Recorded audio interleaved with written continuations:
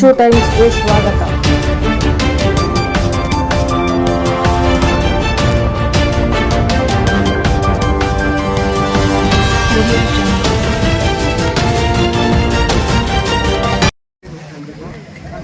ಧರ್ಮಸ್ಥಳದಲ್ಲಿ ಯಾರು ಮುಸುಕುದಾರಿ ಹೋಗಿ ನೂರಾರು ಶವಗಳನ್ನು ನಾನೇ ಊತಿಟ್ಟಿದ್ದೀನಿ ಅಂತೇಳ್ಬಿಟ್ಟು ಹೇಳಿ ಹೋಗಿ ಸುಮಾರು ಜಾಗಗಳನ್ನು ನೋಡಿಸಿ ಅಲ್ಲಿ ಯಾವುದೇ ರೀತಿಯಾದಂಥ ಕಳೆಬರ ಸಿಗದೇ ಇರತಕ್ಕಂಥ ಸಂದರ್ಭದಲ್ಲಿ ಯಾವುದೋ ಒಂದು ಜಾಗದಲ್ಲಿ 2 ಜಾಗದಲ್ಲಿ ಸಿಕ್ಕಿರ್ತಕ್ಕಂಥದ್ದನ್ನು ನಾವು ನೋಡಿದ್ದೀವಿ. ಸೌಜನ್ಯ ಪ್ರಕರಣದ ವಿಷಯದಲ್ಲಿ ಯಾರೇ ತಪ್ಪು ಮಾಡಿದರೆ ಅವ್ರಿಗೆ ಶಿಕ್ಷೆ ಆಗಬೇಕಂತೇಳಿ ನಾವು ಮೊದಲಿಂದನೂ ಸೌಜನ್ಯ ಪರವಾಗಿದ್ದೀವಿ. ಆದರೆ ಇವತ್ತು ಧರ್ಮಸ್ಥಳ ಆಗಿರ್ಬೋದು, ಬೇರೆ ಬೇರೆ ಮಠಗಳನ್ನಾಗಿರ್ಬೋದು, ದೇವಸ್ಥಾನಗಳನ್ನಾಗಿ ಗುರುವಿಟ್ಕೊಂಡು ಕೆಲವು ಸಂಘಟನೆಗಳಿಗೆ ಸಂಬಂಧಪಟ್ಟಂಥವರು ಆ ಧರ್ಮ ವಿರೋಧಿಗಳು, ಹಿಂದೂ ವಿರೋಧಿಗಳು ನೂರಾರು ವರ್ಷಗಳಿಂದ 16 ವರ್ಷಗಳಿಂದ ಸಂಚನ್ನು ಹಾಕಿ ಯಾರೋ ಅನಾಥ ಶವಗಳನ್ನು ಇವರೇ ಮುಸುಕುದಾರಿ ಮುಖಾಂತರ ಊತಿಟ್ಟು ಇವತ್ತು ಧರ್ಮಸ್ಥಳದ ಮೇಲೆ ಇವತ್ತೇನು ಸುಳ್ಳು ಆರೋಪವನ್ನು ಮಾಡ್ತಾ ಇದ್ದಾರೆ. ಇದನ್ನು ನಾವು ಖಂಡಿಸ್ತೀವಿ. ಆ ಧರ್ಮಕ್ಕೆ ಸಂಬಂಧಪಟ್ಟದೇ ಇರ್ತಕ್ಕಂಥವ್ರು ನಾವು ಯಾವುದೇ ಧರ್ಮದ ವಿರುದ್ಧವಾಗಿ ನಾವು ಮಾತಾಡಲ್ಲ. ಧರ್ಮಸ್ಥಳದ ವಿರುದ್ಧವಾಗಿ ಹೀನಾಯವಾಗಿ ಮಾತಾಡ್ತಾ ಇರ್ತಕ್ಕಂಥವ್ರು ನೋಡಿದರೆ ಇದು ನಮ್ಮ ದೇಶದಲ್ಲಿರ್ತಕ್ಕಂಥ ಹಿಂದೂ ದೇವಸ್ಥಾನಗಳನ್ನು ಇವರು ಟಾರ್ಗೆಟ್ ಮಾಡಿದ್ದಾರೆ. ಟಾರ್ಗೆಟ್ ಮಾಡಿ ಅವರು ಫಂಡಿಂಗ್ ಮಾಡೋದ್ರ ಮುಖಾಂತರ ಹಿಂದೂ ದೇವಸ್ಥಾನಗಳಲ್ಲಿ ಇವರೇ ಅನಾಥ ಶವಗಳನ್ನು ತಗೊಂಬಂದು ಇಟ್ಟು ಊತಿಕ್ಕಿ ಅಲ್ಲಿರ್ತಕ್ಕಂಥ ಪೂಜಾರಿಗಳ ಮೇಲೆ, ಧರ್ಮಕರ್ತರ ಮೇಲೆ ಆರೋಪ ಮಾಡೋಂಥ ಅದು ದೊಡ್ಡ ಷಡ್ಯಂತ್ರ ನಡೀತಾ ಇದೆ.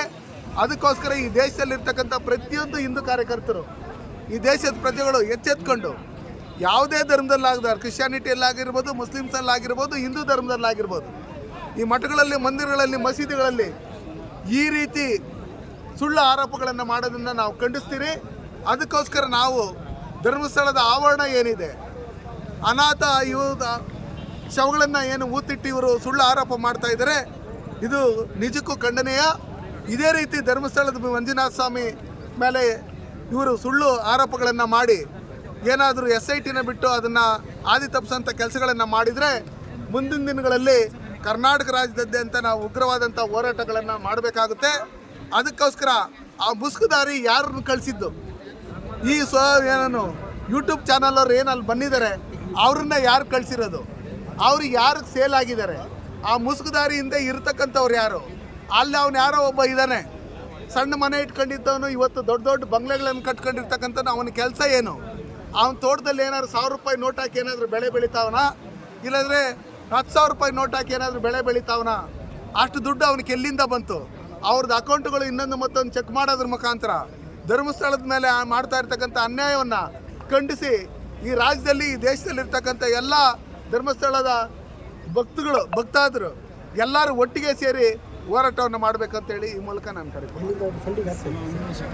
ಎಲ್ಲ ಹಿಂದೂ ವಿರೋಧಿ ಏನು ಸಂಸ್ಥೆಗಳಿದ್ದಾವೆ, ಆ ಮಿಷನರಿಗಳಿದ್ದಾವೆ, ಅವರೆಲ್ಲರೂ ಒಟ್ಟಿಗೆ ಸೇರಿಕೊಂಡು ನಮ್ಮಲ್ಲಿ ಯಾವ ರೀತಿ ಕಾಂಗ್ರೆಸ್ಸು ಚುನಾವಣೆ ಸಂದರ್ಭದಲ್ಲಿ ಬೇರೆ ಬೇರೆ ಮಿಷನರಿಗಳಿಂದ, ಬೇರೆ ಬೇರೆ ದೇಶಗಳಿಂದ ಇಲ್ಲಿಗೆ ಹಣ ಹರಿದು ಬಂತು ದೇಶದಲ್ಲಿ ಕಾಂಗ್ರೆಸ್ ಪರವಾಗಿ ಪ್ರಚಾರ ಮಾಡೋದಕ್ಕೆ, ಅದೇ ರೀತಿಯಲ್ಲಿ ಹಿಂದೂ ವಿರೋಧ ಕೆಲಸ ಮಾಡೋದಕ್ಕೆ ಅವ್ರಿಗೆ ಬೇರೆ ಕಡೆಯಿಂದ ಫಂಡಿಂಗ್ ಬರ್ತಾ ಇದೆ ಅಂತ ಹೇಳಿ ಸಾರ್ವಜನಿಕರು ಮಾತಾಡ್ಕೊತಾ ಇದ್ದಾರೆ. ಹಂಗಿರ್ತಕ್ಕಂಥ ಸಂದರ್ಭದಲ್ಲಿ ಇದನ್ನು ಕೂಡಲೇ ತನಿಖೆ ಮಾಡಬೇಕು. ಅವನು ಯಾರು ತಿಮ್ಮರೂಡಿ ಅಂತ ಹೇಳ್ಬಿಟ್ಟು ಯಾರು ಇದ್ದಾರೆ ಅವ್ರನ್ನ ಕೂಡಲೇ ಅರೆಸ್ಟ್ ಮಾಡಿ, ಅವ್ರನ್ನ ತನಿಖೆ ಮಾಡಿ, ಅವ್ರಿಗೆ ಅಕೌಂಟ್ ದುಡ್ಡಿಗೆ ಎಲ್ಲಿಂದ ಬಂತು, ಅವ್ರ ಜೊತೆಯಲ್ಲಿರ್ತಕ್ಕಂಥವ್ರು ಇವರಿಂದ ಪ್ರಾಣ ಅಪಾಯದಿಂದ ತಪ್ಪಿಸ್ಕೊಂಡೋಗಿ ಅವ್ರ ಮೇಲೆ ಏನು ದೂರು ಕೊಟ್ಟಂಥ ಸಂದರ್ಭದಲ್ಲಿ ಇವತ್ತು ಇಲ್ಲಿರ್ತಕ್ಕಂಥ ರಾಜ್ಯದಲ್ಲಿರ್ತಕ್ಕಂಥ ಸರ್ಕಾರ ಅವ್ರ ಮೇಲೆ ಯಾವುದೇ ರೀತಿಯಲ್ಲಿ ಆಕ್ಷನ್ ತಗೊಳ್ಳದೇ ಇರ್ತಕ್ಕಂಥದ್ದು ನೋಡಿದರೆ ಸರ್ಕಾರನೂ ಸೇರಿಕೊಂಡು ಧರ್ಮಸ್ಥಳದ ವಿರುದ್ಧವಾಗಿ ಪಿತೂರಿ ನಡೆಸ್ತಾ ಇದೆ ಅಂತೇಳಿ ಈ ಮೂಲಕ ನಾನು ಹೇಳೋಕ್ಕೆ ಇಷ್ಟಪಡ್ತೀನಿ.